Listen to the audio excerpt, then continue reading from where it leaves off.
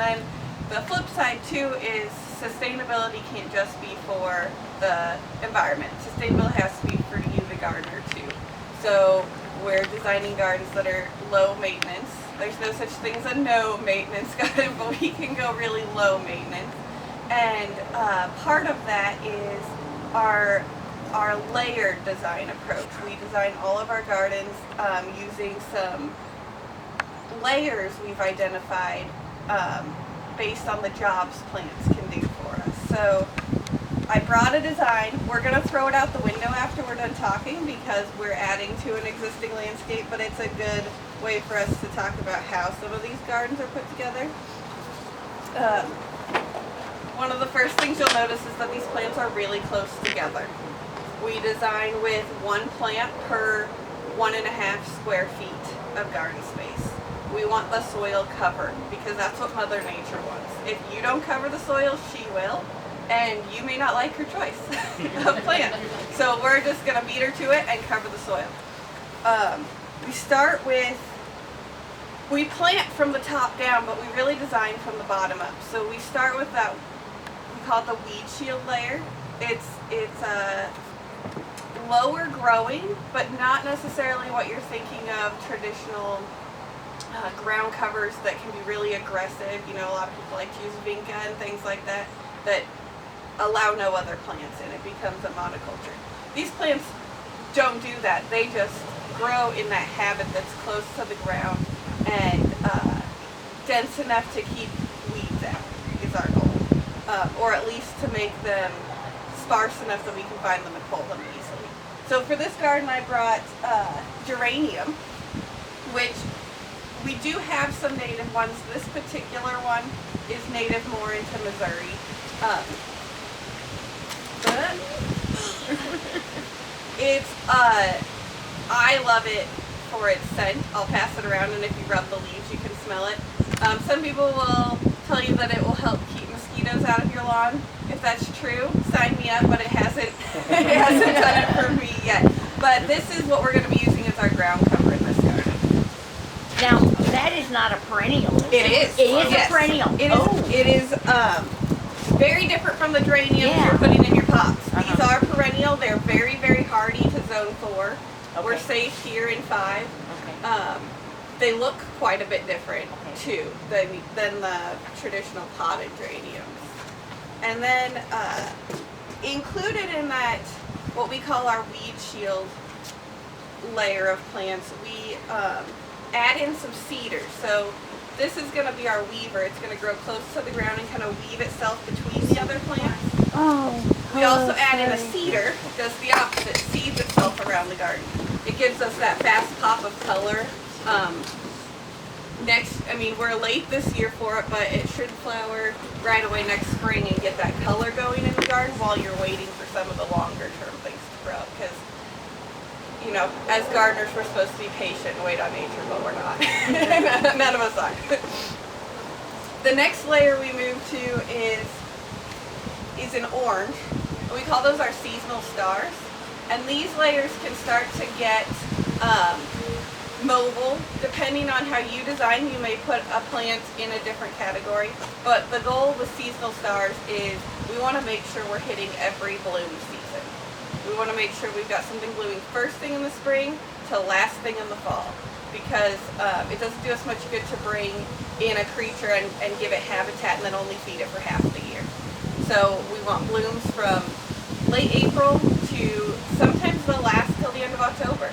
Some of our asters and our rudbeckias and our salvias and things. Clean edge is actually a category I invented for Bloom Box. The theory we pulled this from, the layered approach to gardening, just calls everything seasonal stars.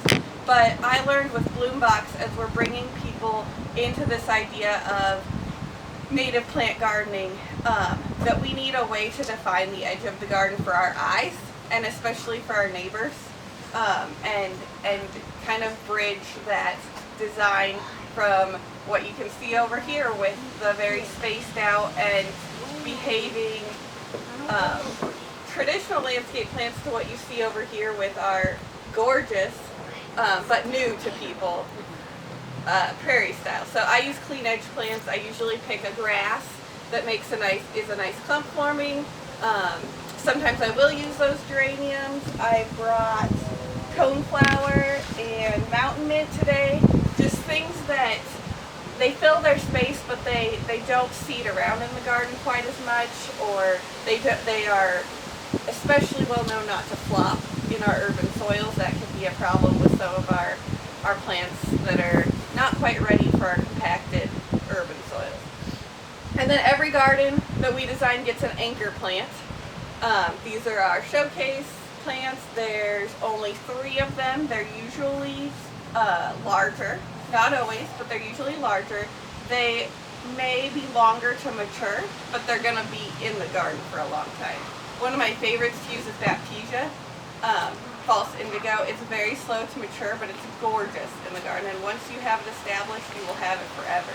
Today I brought sweet coneflower, which is one of those great fall bloomers that should bloom next year, well into this time of the year, and fit in well with the blue and yellow color scheme that's already started in this garden. So Ben and his crew have outlined some places to plant for us, and we will go over and walk through some placement of the plants. Because we're not working from the design, I think the way we're going to approach it is to take all of our taller plants to the back. It looks like we're planting an empty space up against the building. So we'll take all of our taller plants back there, we'll lay them out, get them planted, and then we'll come back in with the geraniums and mulch it with geraniums instead of wood chips. They are probably going to include some straw or something just for this year to keep weeds out, but next year those geraniums will have the ground covered for them and do the weed keeping down and keep the ground from drying out too quickly. And then we've got just some holes around the garden that need filled in, and we'll bring our smaller plants forward. So we've got sweet coneflower. Our grass today is side oak. Do you have any side oaks here yet? I think we do have side oaks. You do have some side oak. It's a shorter one, very clumpy. We've got gray-headed coneflower, which is actually a retibita. Most of our coneflowers, like purple coneflower, pale purple coneflower, are in the genus Echinacea. So we have a great example of why we design by scientific names and use common names in our conversations. We call it coneflower. It's not. We have Petite Delight Monarda.